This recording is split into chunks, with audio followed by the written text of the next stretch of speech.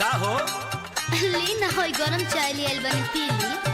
अरे जहर और नहीं कुन डलले। अमार बढ़नी के प्यार बचत नहीं खे। ना ना सोचो तानी कभी रगड़ा करेलू कभी झगड़ा करेलू हैं?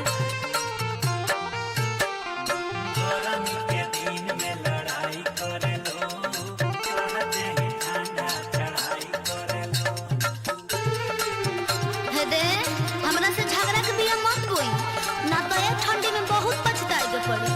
अरे गरमी के दिन में लड़ाई करेलो कहते हैं ठंडा चढ़ाई करेलो। हटी होने धनी बनी कोनो फ्यूज हम तोरा व्यवहार से रे तोरा व्यवहार से। अच्छा हाँ दे हम नहीं हरे से कुछ सीखिए के आइल बनी ठीक नु। का सिखले बड़ू हो? भौजी समझले रहे हमारा के प्यार से। हाँ।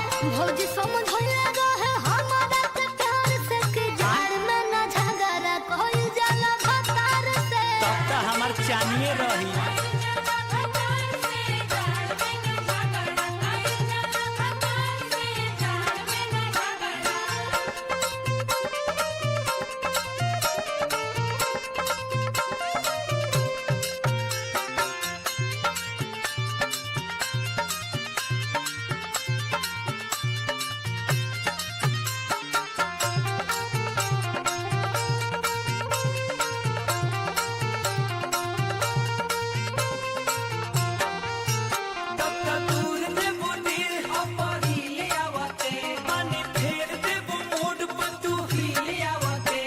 अरे ना जी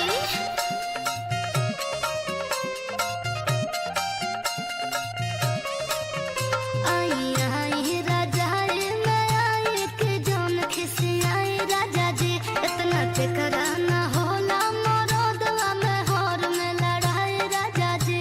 इतना चकरा ना होला मरदवा में हर में लड़ाई राजा जी।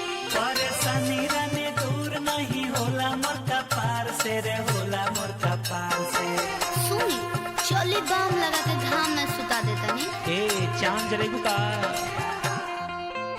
अरे भौजी समझले रहे हमारा के प्यार से। का? भौजी समझले रहे हमारा के प्यार से कि जाड़ में न झगड़ा कोई जाला भतार से।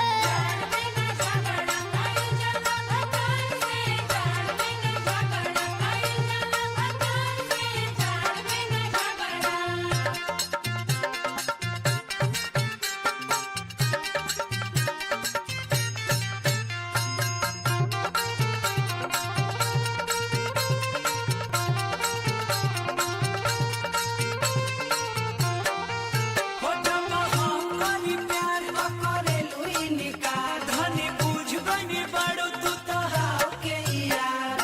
अच्छा दाव के यार हाँ दाव के यार ना तो कौन ची बुझा तनु बात हमार। जन दूर दूर हमारा से हट करे जा में सट रह जैसे लिपटे धमिनिया से धामिन तू सही लिपटल रह।